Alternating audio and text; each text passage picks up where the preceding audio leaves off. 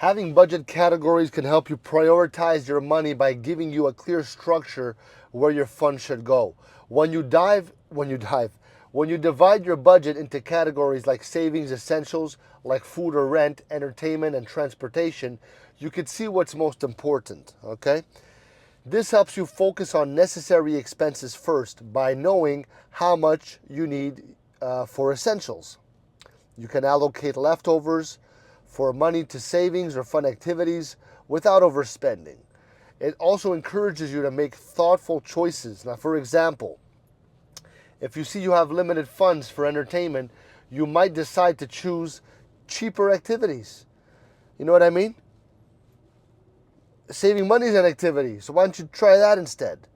Additionally, budgeting categories make it easy for you to track your spending. So if you notice that you're going over the budget in one area, you can just adjust your spending in another category. This awareness helps you stick to your financial goals and can motivate you to save more or cut back on unnecessary purchases. All right? Overall, having budget categories gives you a clear picture of your finances, helping you make better decisions and prioritize your money effectively. Let me know in the comments if you need something, and Jesus is Lord. Ciao.